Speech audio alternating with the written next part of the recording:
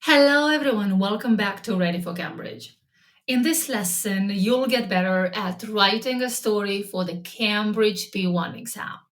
Today, I will give you 3 simple moves to write a top mark story. Stay to the end to get a quick checklist and 3 phrasal verbs to impress the examiner. And of course, much more. You'll see how easy it is to ace your story writing skills with a simple but very powerful strategy. Let's get started.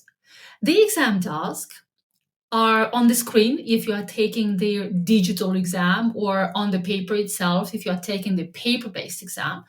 Gives you the first sentence of your story, just like this one. As Victoria entered the room, she couldn't believe her eyes. This is your starting line. Now, your mind might go completely blank because of feeling nervous or full of ideas but not knowing what to write next to get that top mark. So, here is a simple 3-part toolkit that will give you the essential ingredients for a story that the examiners are looking for. Let's get straight into it. The secret recipe for a fantastic B1 story. The 3 key parts are past tenses to show you are in control of the grammar, strong adjectives to make everything vivid and memorable, and time linkers to show the smooth flow of the events in your story. Nice and easy, right? Let's start with the past tenses for a solid foundation.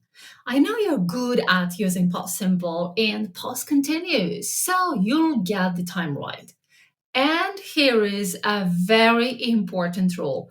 You have to start the story with the exact sentence. Don't change. Do not add anything to it. Just start with the words. Now, here is a clever bit. Show off your skills. Think about what happened before.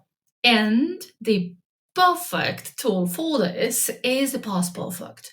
This is where you use had and the past participle, just like she had waited or she had forgotten. This trick tells the examiner that you control the tense, that shows what happened before the main story started, that you fully control this stuff, right? Just look at this. As Victoria entered the room, she couldn't believe her eyes. She had waited all year for her birthday. See how this simple second sentence changes everything. All of a sudden, you've got context and the whole story starts having meaning. Look at this timeline. A smart way to show off your control of past tenses. Past perfect for before, then past simple and past continuous for the main events. You are in control.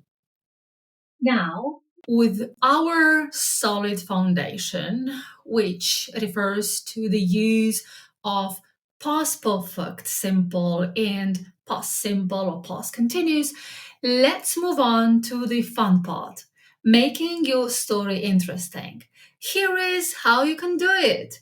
Adding some color with some powerful words, the extreme adjectives. Just look at the difference they make. She saw a big box. She saw a huge box. Oh, better. She found a puppy, or she found an adorable puppy. So much better. Wow. They do bring our story to life and to the top mark you need. Okay, for me to say you must use strong adjectives is easy, but how can you remember them? That's not easy in an exam when the clock is ticking, right? Here is the secret to how you can easily remember such powerful words. Take a look. Huge, amazing, tiny, and strange. They make up the word hats. Say it with me. Hats. H for huge, A for amazing, T for tiny, and S for strange. It's a silly little trick that totally works. Now it's time we create the flow with our third tool so that the examiners easily follow the events in your story. And the way you do this is with time linkers. Simple but so important. Are adverbs like first, after, next, suddenly. They all show the reader what happens when. And the memory trick for this one is to be fans of story writing. F for first, A for after, N for next, and S for suddenly. Easy, right? Look at this. Just imagine the flow of the events in the story. First, she opened the box. After, she looked inside. Next, she smiled, and suddenly, an adorable puppy jumped out of the box. With the word suddenly, you introduce a surprising twist and you grab the reader's attention. If this is helping, please like and subscribe. It really helps us grow the channel.